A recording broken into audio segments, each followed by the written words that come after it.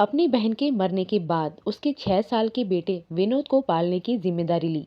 विनोद ने शादी के लिए गूंगी लड़की की जिद पकड़ ली। शादी के बाद बहू की बिगड़ती हालत और विनोद के अजीब बर्ताव पर मुझे शक हुआ। एक रात मैंने उनके कमरे में जाकर देखा तो मेरे पैरों तले जमीन खिसक गई। मेरी बहन जिंदगी की आखिरी सांस लेते हुए एक ऐसी जिम्मेदारी मेरे कंधे पर डाली जो बहुत ही मुश्किल थी। मेरी मरती हुई बहन ने मेरा हाथ थामकर मुझसे कहा था कि तुम्हारे सिवा मैं किसी और पर भरोसा नहीं करती, इसीलिए मैं ये जिम्मेदारी तुम्हें दे रही हूँ। तुम मेरे इकलौते बेटे का ध्यान रखना, उसकी अच्छी परवरिश करना।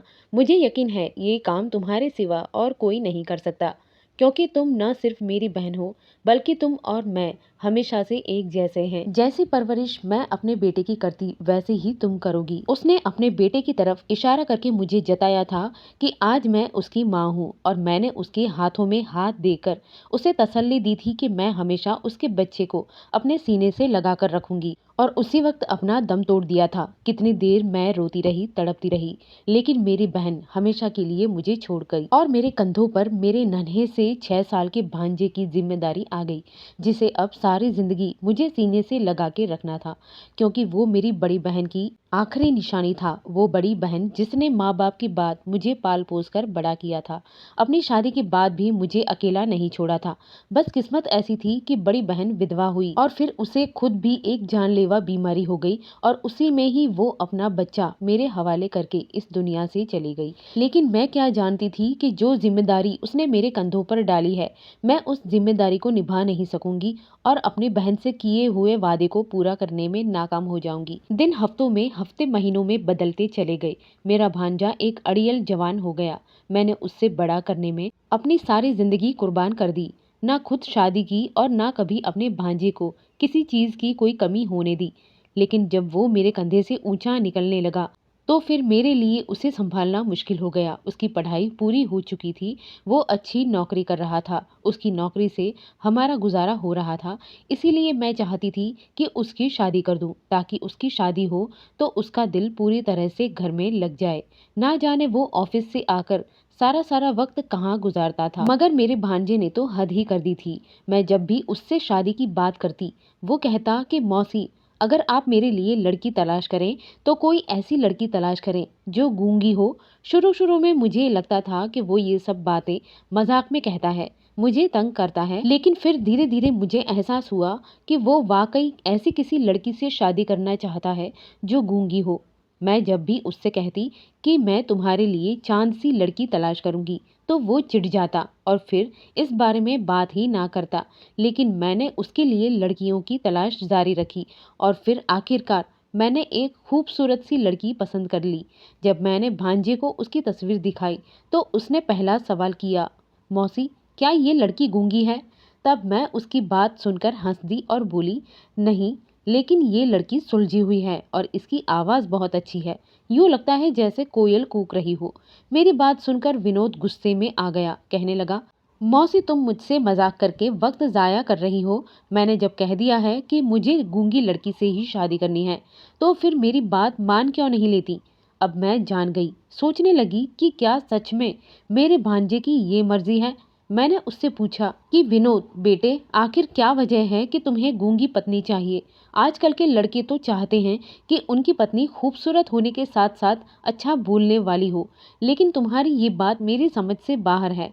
तो वो कहने लगा कि मौसी, हर मर्द की अपनी अपनी पसंद होती है। मुझे ज़्यादा बोलने वाली लड़कियां पसंद नहीं हैं। मैं चाहता हूँ मेरी बीवी ऐसी हो जो बोले ना, सिर्फ मेरी बातें सुनती रहा करे। उसकी बातों ने मुझे परेशान कर दिया था। मैंने कहा, विनोद बेटा, अगर तुम कहोगे तो मैं तुम्हारे लिए एक सुंदर और कम बोलने वाली लड़की ढूंढ लूंगी। वो कहने लगा, नहीं मौसी, मैं गूंगी लड़की से ही शादी करूंगा, ये मेरा आखिरी फैसला है। मैंने कहा, ठीक है, लेकिन तुम जानते हो कि अगर मैंने तुम्हारे लिए गूंगी लड़की ढूंढी तो लोग हमारा मजाक उड़ाएंगे कि विनोद में ना जाने ऐसी किस चीज़ की कमी थी जो मैंने तुम्हारे लिए गूंगी लड़की ढूंढ ली। वो कहने लगा, मौसी, लोगों का काम है बातें बनाना, वैसे भी क्या गूंगी लड़कियां इंसान नहीं होती? जब मैंने आज तक किसी की परवाह नहीं की तो आप भी ना करें। उसकी बात सुनकर आखिरकार मैंने विनोद के आगे हार मान ली। मगर अब प्रॉब्लम ये थी कि मैं उसके लिए गूंगी लड़की कहाँ तलाश करूं। मैं भी बूढ़ी हो चुकी थी, जिंदगी कब धोखा दे जाए किसे पता होता है। मैंने विनोद की खातिर शादी नहीं की थी। हालांकि जब विनोद मेरे पास आया था तो मैं जवान और हसीन थी। चाहती तो अपना घर बसा सकती थी, लेकिन इस तरह शायद मैं पूरी तरह विनोद की जिम्मेदारी नहीं निभा पाती। इसीलिए मैंने अपनी खुशियों को खुद कुर्बान कर दिया। मैंने सोचा था कि किसी ऐसी लड़की से विनोद की शादी करूंगी जो बहुत ही अच्छी और हंसमुख हो। इस तरह से विनोद भी खुश रहेगा और मैं भी खुश रहूंगी। मगर विनोद की पसंद ने मेरी सोच पर पानी फेर दिया था। इसीलिए उससे हार मानकर मुझे उसकी इच्छा के आगे सिर झुकाना पड़ा। अगले ही दिन से मैंने विनोद के लिए गूंगी लड़की ढूंढना शुरू कर दी। मैंने सोचा भी नहीं था कि गूंगी लड़की को ढूंढना बहुत मुश्किल काम है।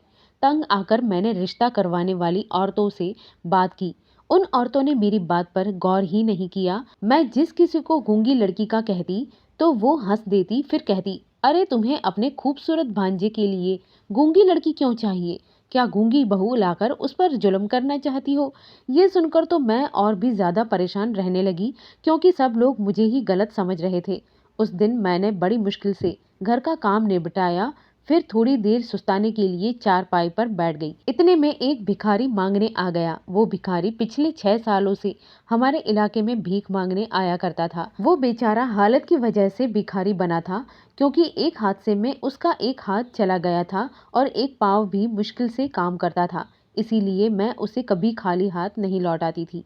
जब मैं उसे खाना देने गई तो मुझे देखकर वो दुआएं देने लगा कि भगवान तुम्हारी सारी परेशानियां आसान करें।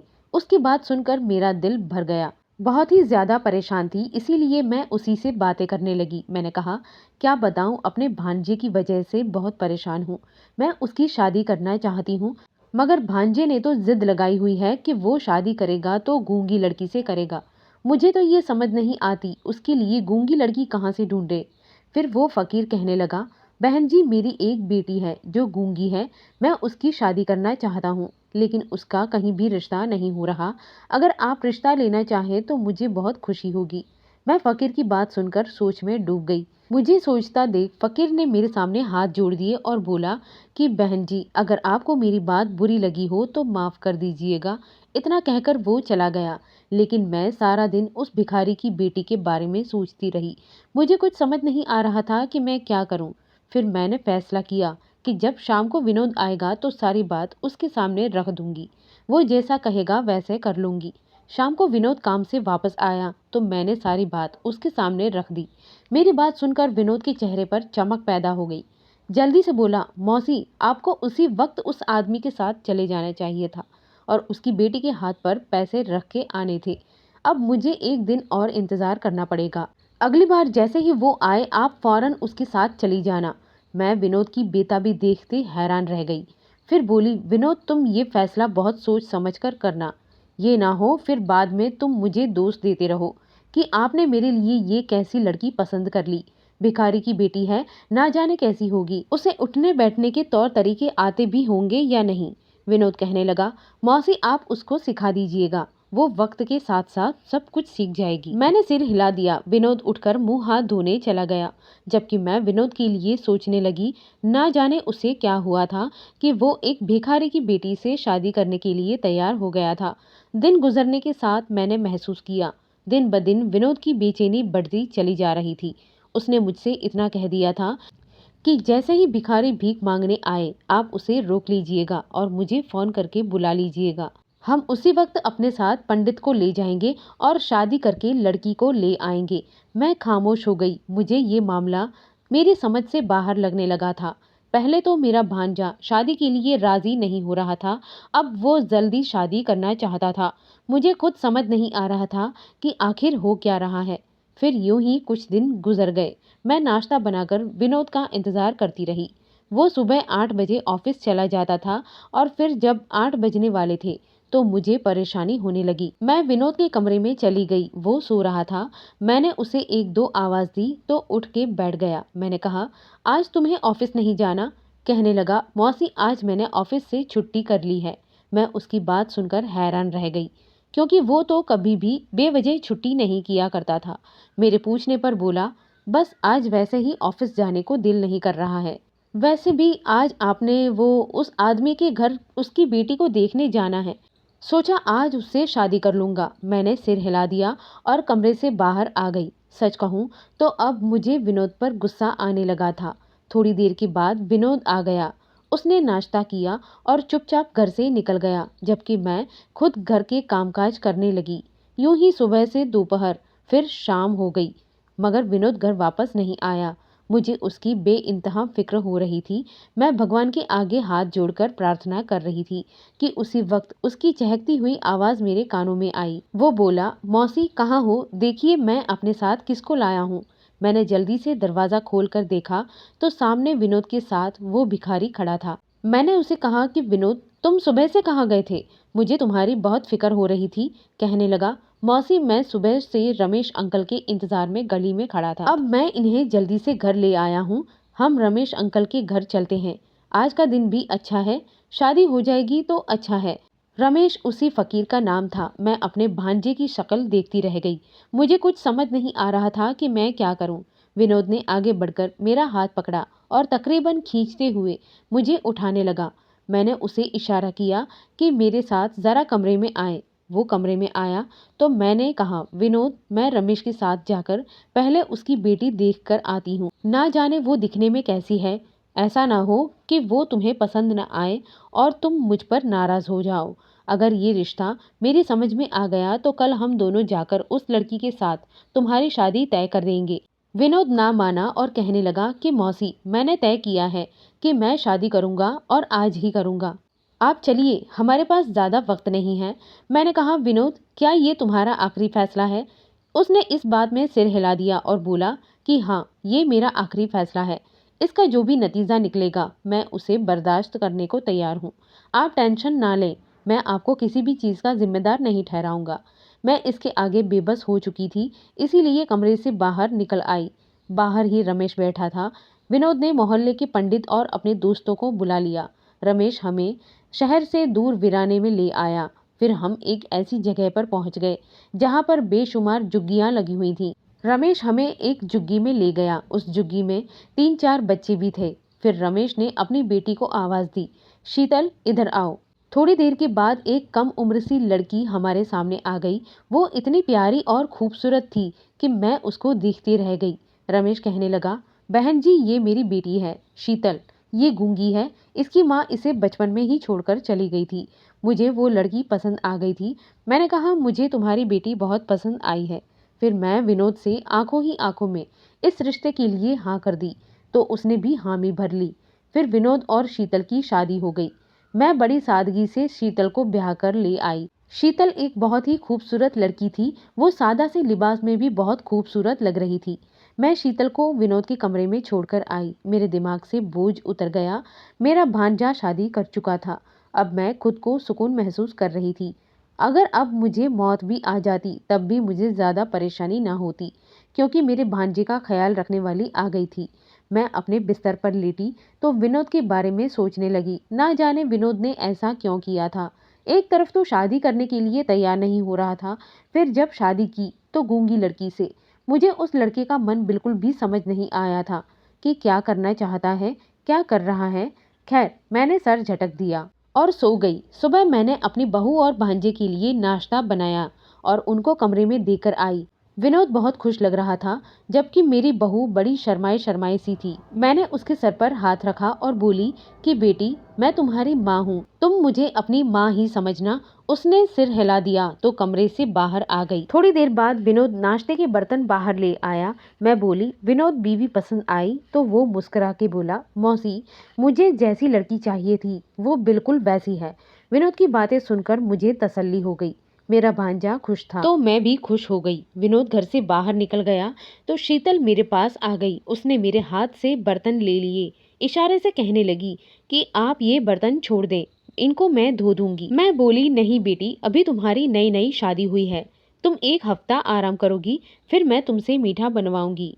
वो दिन तो गुजर गया, मगर जैसे ही रात हुई तो विनोद बोला, मौसी आज मैं और शीतल छत पर सोएंगे। कल रात बहुत गर्मी लगती रही। मैं विनोद की बात सुनकर हैरान हो गई, क्योंकि सर्दियां शुरू हो चुकी थी। रात होती ही ठंड बढ़ जाती थी। अब तो मैं भी कमरे में सोने लगी थी और पंखा भी नहीं चलाती थी। खैर मैंने विनोद से ये बात नहीं कही। मुझे लगा शायद पति पत्नी को प्राइवेसी चाहिए होगी, तभी वो छत पर जाने की बात कर रहा है। मैंने कहा बेटा जैसे तुम चाहो। उस रात वो दोनों पति पत्नी छत पर चले गए तो मैं अपने कमरे में आ गई। अगली सुबह जब शीतल नीचे आई तो बहुत ज्यादा थकी हुई और उलझी उलझी लग रही थी। मैंने शीतल का हाथ पकड़ लिया। बोली बेटी क्या बात है, तुम मुझे परेशान सी लग रही हो, ऊपर सर्दी तो नहीं लगी? शीतल मुझे इशारे से बताने लगी तो विनोद ने उसे गुस्से से झटक दिया और बोला सुबह सुबह क्यों मौसी को तंग कर रही हो, चलो जाओ मुंह हाथ धोकर आओ। और वो मुझे देखती हुई कमरे में चली गई। मुझे विनोद का ये रवैया अच्छा नहीं लगा था, मगर मैंने सर झटक दिया और नाश्ता बनाने लगी। विनोद भी अपने कमरे में चला गया। नाश्ता करके जब मैं विनोद के कमरे में पहुंची तो मुझे विनोद की आवाज़ सुनाई दी। वो गुस्से में बोल रहा था, कह रहा था शीतल एक बात कान खोलकर सुन लो और अपने दिमाग में बैठा लो। हम दोनों पति पत्नी के बीच जो कुछ भी है वो हम दोनों के बीच ही रहना चाहिए। अगर तुमने मौसी को कुछ बताने की कोशिश की तो मैं तुम्हें तलाक दे दूंगा। मैं तो विनोद की बातें सुनकर हक्का बक्का रह गई। पता नहीं क्या बात थी। मैं थोड़ी देर बाद उनके कमरे में दाखिल हो गई। मेरे सामने विनोद बिल्कुल नॉर्मल था, बल्कि शीतल के साथ हंस हंस कर बातें कर रहा था। लेकिन मुझे लगा कि दाल में कुछ काला है, तो मैं उनको नाश्ता देकर बाहर आ गई। सोचने लगी कि विनोद ने आखिर शीतल से ऐसा क्यों कहा। कुछ दिन गुजर जाने के बाद शीतल ने मुझसे जिद की कि अब वो घर के कामकाज करना चाहती है। मैंने इनकार नहीं किया, उसे साथ किचन में ले गई। हम दोनों मिलकर काम कर रहे थे। तब मैंने उसके चेहरे को बड़े गौर से देखा। उसका चेहरा मुरझाया हुआ लग रहा था, आंखों के नीचे काले घेरे पड़ चुके थे। ऐसा लगता था जैसे वो रोज रात रात भर जागती रहती हो। चेहरा मुरझा गया था। मेरे घर में हर चीज थी, खाने पीने की कोई कमी नहीं थी, मगर शीतल मेरे घर में आकर बहुत कमजोर हो गई थी। इससे अच्छी शायद तो उसकी जुग्गी में थी। आज विनोद भी ऑफिस गया हुआ था, इसीलिए मैंने सोचा कि शीतल से पूछती हूँ कि वो किस बात को लेकर परेशान रहती है। मैंने कहा बेटी तुम दिन ब दिन कमजोर क्यों होती जा रही हो? क्या तुम खाना नहीं खाती? शीतल की आंखों में नमी भर गई। उसने मुझे इशारे से बताया कि मुझे विनोद से बहुत डर लगता है। उसकी बात सुनकर मैं बहुत ज्यादा परेशान हो गई। मैं बोली क्यों, विनोद से क्यों डर लगता है? क्या उसने तुमसे कुछ कहा है?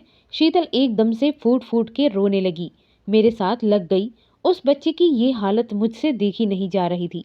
मैंने दिलासा देते हुए कहा बेटी मुझे खुलकर बताओ क्या बात है। अगर विनोद ने कुछ कहा है तो तुम बेफिक्र हो जाओ, मैं उसके कान खींचूंगी। ये सुनकर वो मुझसे अलग हुई और हाथ जोड़ दिया। फिर इशारों में कहने लगी कि आप विनोद से मत पूछिएगा, वरना वो मेरे साथ बहुत बुरा सलूक करेगा। मैंने उसे यकीन दिलाया कि ऐसा कुछ भी नहीं होगा, तुम बेफिक्र रहो। उसके बाद मैंने शीतल से कुछ भी नहीं पूछा, लेकिन परेशान जरूर हो गई। मैं इस नतीजे पर पहुंची कि उनके बीच ज़रूर कोई खास प्रॉब्लम है, जिसकी वजह से शीतल की हालत ठीक नहीं है। मैंने भी सोच लिया था कि आज मैं उस राज के बारे में जानकर रहूंगी। रात हुई तो विनोद और शीतल छत पर सोने के लिए चले गए, जबकि मैं यही सोच रही थी कि अब मुझे क्या करना चाहिए। मैं सोच ही रही थी कि अचानक मुझे छत पर से विनोद की आवाज़ सुनाई दी। मैं जल्दी से सीढ़ियाँ चढ़ने लगी। एक एक कदम उठाकर जब मैं छत पर पहुंची तो सामने का मंजर देखकर अपनी जगह पर जम सी गई थी। छत पर एक बड़ा सा गोल दायरा था, जिसके इर्द गिर्द आग जल रही थी। उस गोल दायरे में शीतल बैठी हुई थी, जो कि बहुत ही ज्यादा डरी हुई थी, जबकि विनोद दायरे से बाहर खड़ा कुछ तेज तेज पढ़ रहा था। वो क्या पढ़ रहा था मेरी समझ में नहीं आया। मैंने देखा शीतल को सांस लेने में तकलीफ हो रही थी।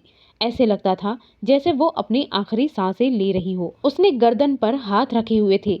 मुझे कुछ गलत होने का एहसास हुआ। मैं आगे बढ़ी और शीतल को उस दायरे से निकालने की कोशिश करने लगी। इतनी देर में विनोद की आंखें खुल गई। उसकी नजरें मुझ पर पड़ी तो वो एकदम से चिल्लाया, मौसी पीछे हट जाओ, शीतल को इस दायरे से बाहर मत निकालो, मेरी इतनी रातों की मेहनत खराब हो जाएगी। मैं बोली विनोद शीतल मर जाएगी, उसकी सांस उखड़ रही है। विनोद कहने लगा मौसी अगर शीतल बच गई तो मैं मर जाऊंगा। मैंने अपनी सारी जिंदगी काले जादू की किताबें पढ़ने में गुजार दी। मैं काला जादू हासिल करना चाहता हूँ। मैं बहुत ज़्यादा ताकतवर होना चाहता हूँ। मौसी, मैं आपसे रिक्वेस्ट करता हूँ, आप चले जाइए यहाँ से। मैं हक्का बक्का सी खड़ी उसे देख रही थी। मेरे सामने शीतल आखिरी सांस ले रही थी। उसकी आंखें बाहर को उबल रही थी। मैं डरी सहमी सी आवाज में बोली, विनोद, नहीं बेटे, मैं कुछ गलत नहीं होने दूंगी। मैं शीतल को मरने नहीं दूंगी। वो कहने लगा, मौसी, आप शीतल को बचा लेंगी, लेकिन आपका भांजा मर जाएगा। वो शक्तियां जो मैंने इतने अरसे से हासिल की है, वो मुझे मार देगी। विनोद की बात सुनकर मैं अब सारा किस्सा समझ चुकी थी। मुझे शीतल और विनोद में से किसी एक को चुनना था। ये इम्तिहान का वक्त था। मुझे विनोद पर भी गुस्सा आया था। वो काली ताकतें हासिल करने के लिए एक मासूम की जान दांव पर लगा रहा था। मैं अगर थोड़ी सी भी देर करती तो शीतल मर जाती। वो बेचारी मासूम और बेगुनाह थी। उसका इस सब में कोई कसूर नहीं था। मुझे फैसला करना था और आखिरकार मैंने फैसला कर दिया। ना जाने उस वक्त मुझ में इतना हौसला कैसे आ गया कि मैंने अपने भांजे को कुर्बान करने का फैसला किया। मैंने एकदम से शीतल को दायरे से खींच के निकाल दिया। शीतल जमीन पर गिरकर तड़प रही थी, जबकि मेरे भांजे ने अपनी गर्दन को मजबूती से थाम लिया। यूं लग रहा था जैसे कोई उसका गला दबा रहा था। मेरा भांजा फर्श पर गिर गया। उस एक लम्हे में मुझ पर कयामत बीत गई। मेरा जवान भांजा मेरे बुढ़ापे का सहारा मर चुका था। मैं अपनी बहन से किया वादा नहीं निभा सकी। शायद मेरी परवरिश में कोई कमी रह गई थी, जो विनोद इस रास्ते पर चल पड़ा और आखिरकार वो जिंदगी से हार गया। लेकिन शीतल बच गई थी। मैं वहीं बैठकर फूट फूट कर रोने लगी। फिर मैंने शीतल के साथ मिलकर छत साफ कर दी और सारे सबूत मिटा दिया। दरअसल मैं नहीं चाहती थी कि मेरा भांजा बेइज्जत होकर इस दुनिया से विदा हो। मैंने सबको यही बताया कि मेरा भांजा हार्ट अटैक की वजह से मरा है। मेरी बहू शीतल विनोद के गम में बैठी है। मैंने शीतल को कह दिया है कि जैसे ही तुम्हें कोई अच्छा रिश्ता मिले तुम दूसरी शादी कर लेना, मगर उसने दूसरी शादी करने से इनकार कर दिया। वो इशारे से कहने लगी कि मैं आपके साथ रहना चाहती हूँ। दोस्तों, उम्मीद करती हूँ कि मेरी ये कहानी आपको पसंद आई होगी। अगर कहानी अच्छी लगी हो तो इसे लाइक करें। चैनल पर नए हो तो सब्सक्राइब करना ना भूलें। धन्यवाद।